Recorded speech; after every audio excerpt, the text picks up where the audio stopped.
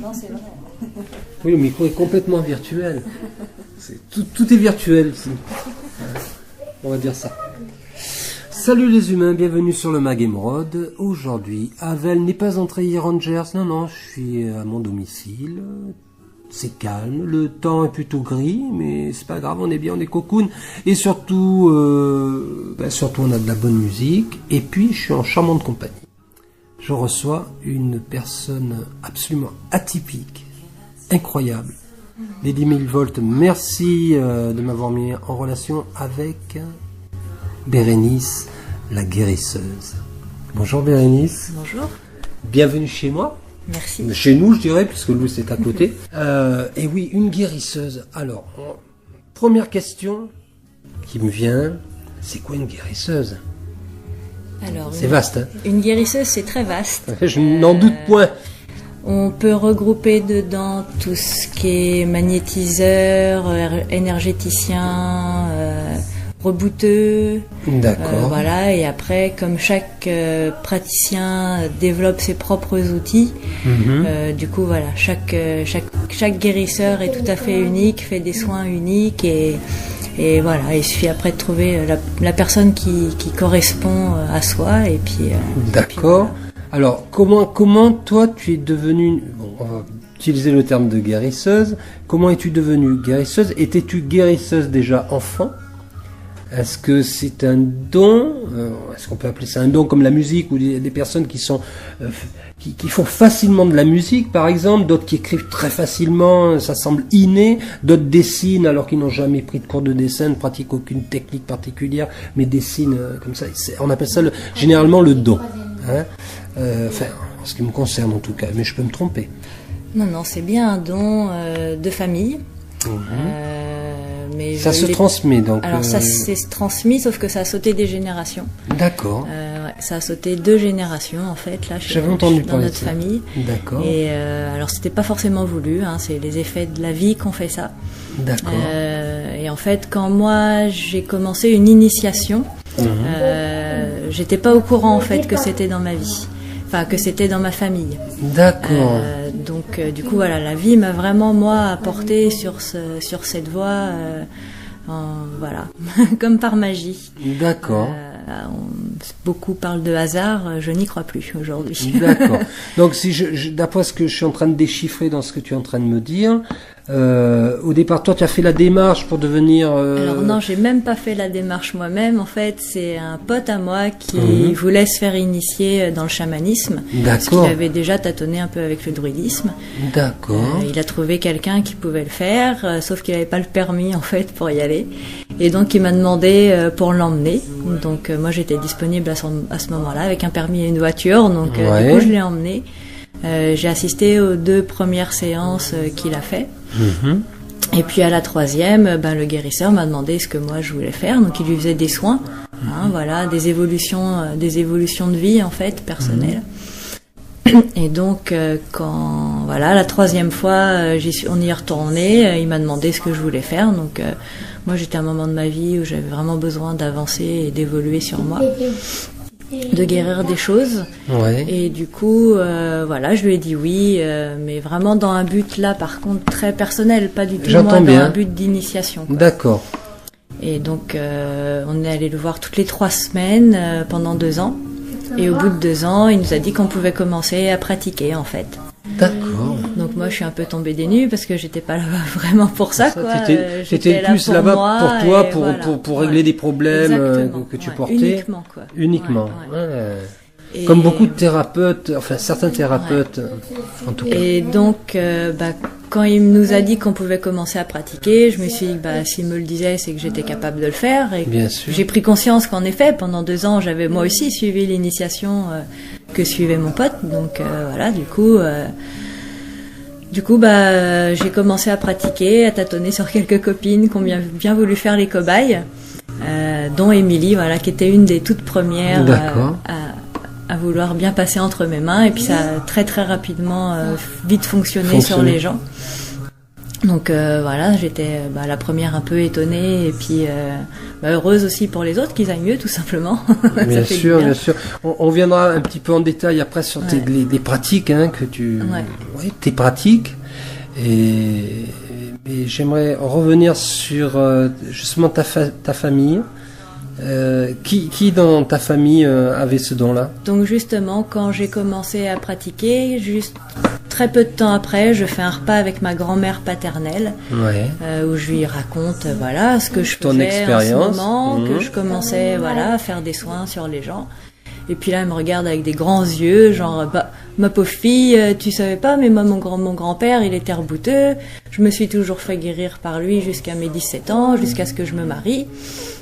Il devait me passer le don, et puis comme je me suis mariée, ça a pas pu se faire en fait, et du coup en fait c'est comme ça que ça s'est perdu dans la famille. J'ai une autre question à te poser. Est-ce que tu penses que notre société a un petit peu mis à l'écart toutes ces techniques? En fait, toutes ces techniques, toutes ces pratiques sont un peu les pratiques de nos anciens. Oui. Je veux dire, autrefois c'était naturel de se soigner avec toutes ces méthodes. Donc tu reviendras dessus tout à l'heure. Mais est-ce que aujourd'hui, comment vous êtes perçus justement, vous les guérisseurs, les chamans, Alors, il y a les sorciers aussi, les sorcières? Je crois qu'il y a de tout justement.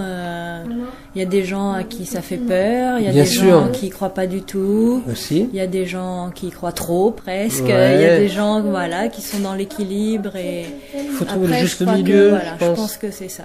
Voilà. Le principal, oui, parce que tu m'as pas l'air du tout d'une personne illuminée. Vraiment pas. Pas plus que d'autres. Voilà. Non, mais vraiment, ça aurait pu être, mais non. Et voilà.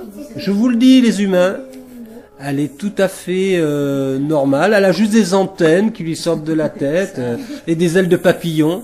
Mais à part ça, elle est tout à fait normale. De fait. En Bretagne, c'est plus. Oui. Tu es bretonne? Tiens, justement, question. Ouais, je suis bretonne. Tu es une vraie bretonne. Moi, je viens du sud. Je suis un sudiste. Ça arrive. Mais ça arrive. Oui, un sudiste. Faut bien être né quelque part. Eh oui. Je suis né là, mais en vérité.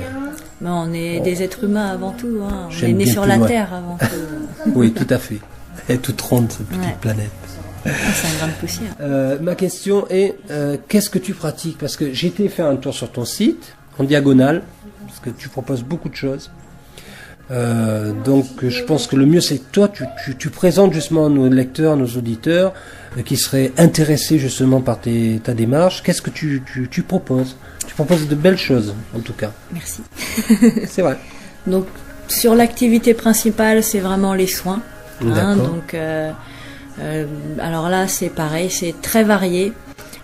Donc c'est surtout ce qui est physique, donc tout ce qui est zona, eczéma, fracture, foulure. Fracture, jusqu'à la fracture, tu peux soigner, tu fais quoi? De l'imposition? Comment tu travailles? C'est principalement par imposition des mains dans ces cas-là. Je peux utiliser des pierres aussi à certains moments, des pendules. Ça va dépendre en fait de ce qui va m'appeler dans l'instant. Je travaille vraiment à l'instinct. Bien sûr. Voilà, donc je peux faire des soins au tambour chamanique aussi. Donc voilà, tous les soins en fait sont à chaque fois sont uniques parce que chaque personne est unique tout à fait. Et à chaque fois qu'elle revient en plus elle a évolué, donc forcément. Et quand elle évolue, est-ce que les soins sont amenés à changer aussi ou tu restes toujours dans un... Encore une fois, ça va dépendre de ce que je ressens avec la personne, voilà. Donc j'ai d'autres outils en fait que je peux leur proposer après les soins énergétiques. Donc j'ai des cercles d'évolution personnelle. Donc là c'est ce que moi j'ai fait en initiation. Bien sûr. Donc en fait le principe c'est des cartes sur lesquelles moi j'ai eu des visions. Donc j'ai dessiné ces symboles sur les cartes. Ces cartes je les installe en cercle au sol. Ensuite, je centre l'énergie à l'intérieur, celle qui nous entoure. On est entouré d'énergie. Complètement. Et donc ensuite, la personne elle va y rentrer comme dans un portail, en fait, comme dans une porte. Donc la personne va me désigner la carte par laquelle elle souhaite entrer. Elle va ensuite me désigner par la carte par laquelle elle souhaite commencer et dans quel sens elle veut tourner à l'intérieur du cercle. D'accord. Et ensuite le travail énergétique s'effectue en fonction des cartes sur lesquelles... Des choix qu'elle aura fait. Voilà, exactement. D'accord. Et donc là, chaque cercle se superpose. J'ai envie d'aller encore plus loin dans mes investigations, dans mes questions. Et les choix qu'elle fait, la personne, ils sont dirigés par quoi? Par une intuition, selon toi? Je crois que chacun a ses propres intentions d'évolution, donc ça c'est très personnel.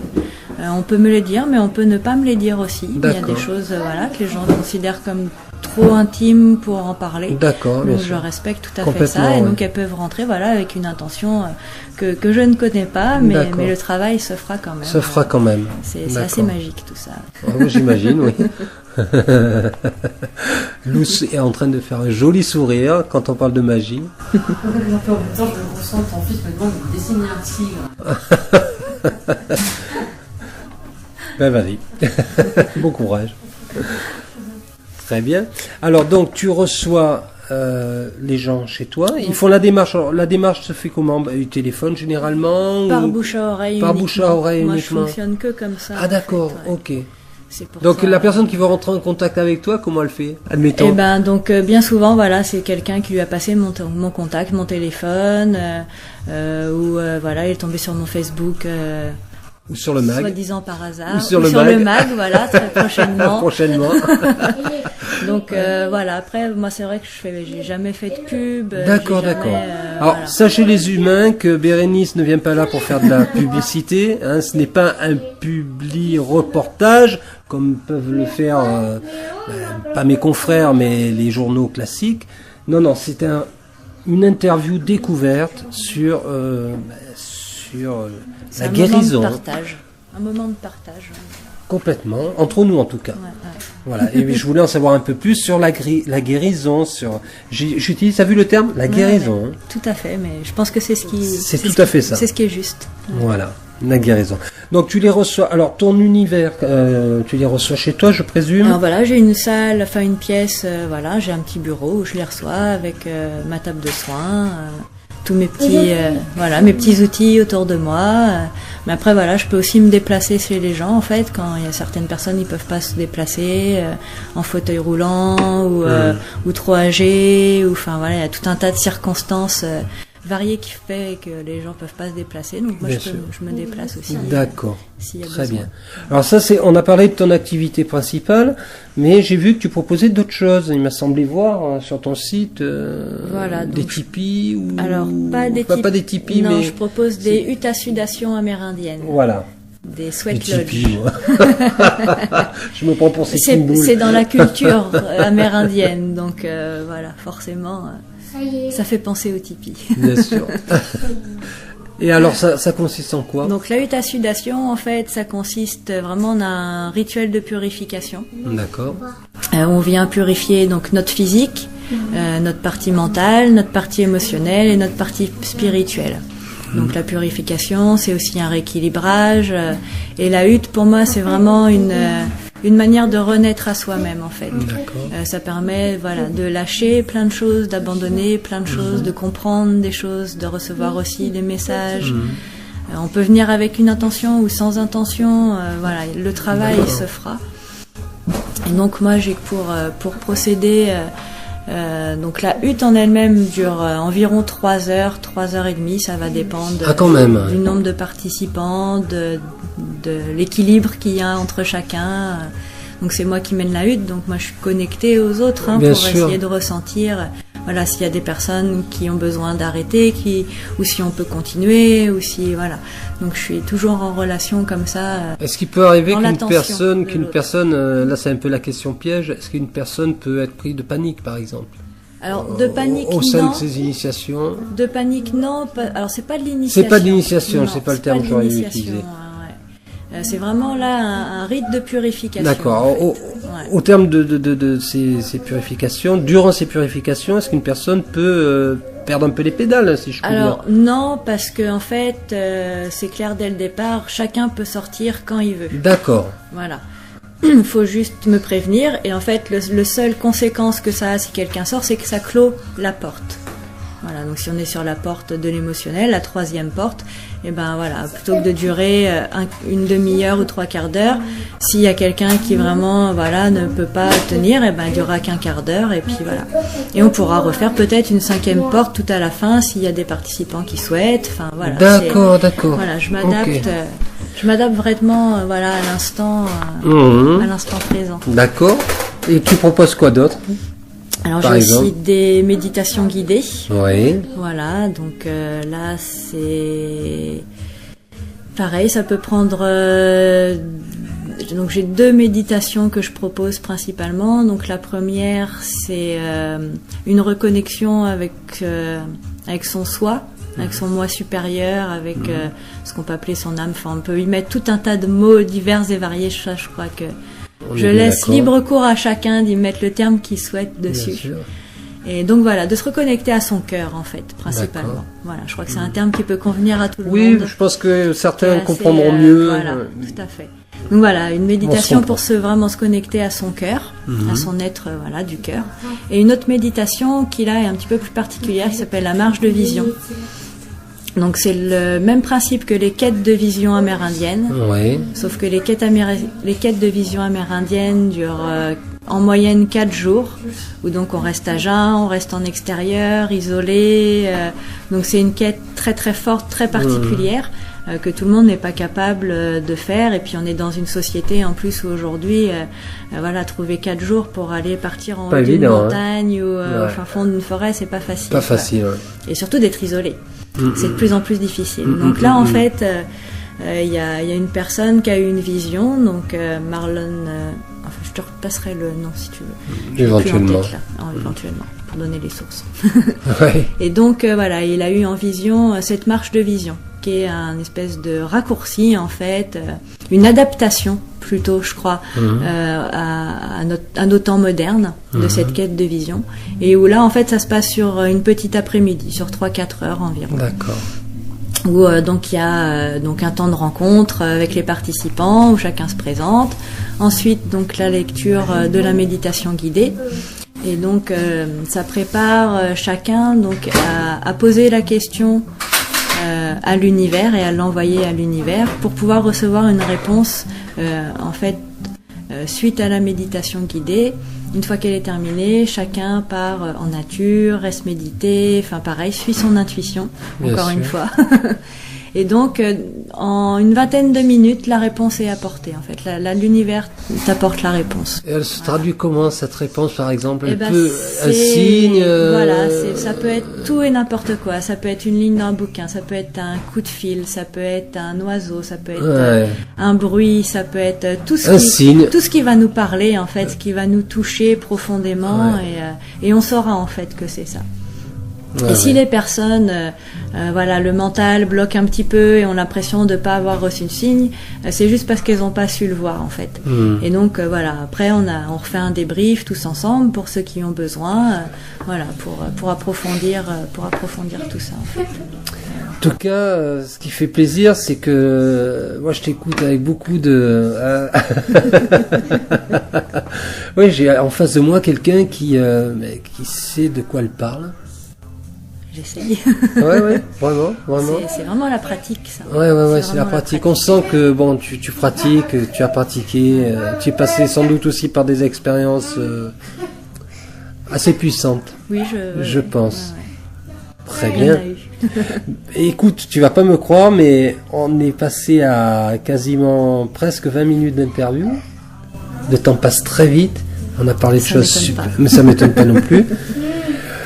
Je souhaiterais, je souhaite rien du tout. Toi, est-ce que tu souhaiterais dire quelque chose à nos amis les humains avec un H majuscule? Alors je les appelle comme ça, les humains avec un H majuscule.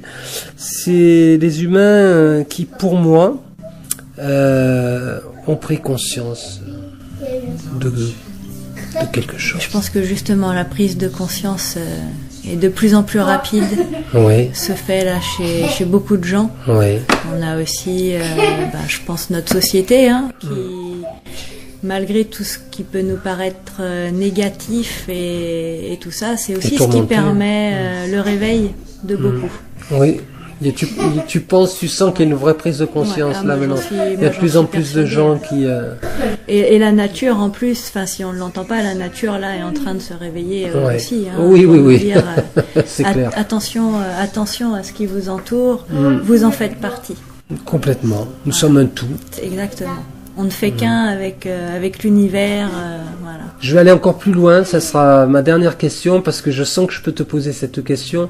Qu'est-ce que tu penses de toute cette force négative qui est autour de nous, qui est représentée par, je ne citerai pas de nom, parce que ça sert à rien, mais il y a des individus qui sont très néfastes, très noirs. Toute cette noirceur, parce qu'on traverse aussi cette noirceur. Il y a à la fois la lumière, mais il y a aussi ce côté sombre. Elle est utile, justement. Elle est utile, justement. Justement, je crois qu'elle est utile pour pouvoir mettre en lumière, voilà, ce qu'il y a derrière ces côtés sombres. Et je crois que si on est dans cette matière, on est dans la dualité, donc ça fait partie de tout ça. Mais à partir du moment où on regarde dans l'absolu, il n'y a plus ni bien ni mal, il y a plus que des choses qui sont. Complètement. Voilà. Et pour moi, il n'y a que des choses qui sont et qu'il faut accepter et qui nous apportent forcément quelque chose de bien derrière, quelle que soit l'expérience vécue. Écoute Bérénice, moi je suis enchanté d'avoir fait ta connaissance déjà, moi aussi. pour commencer.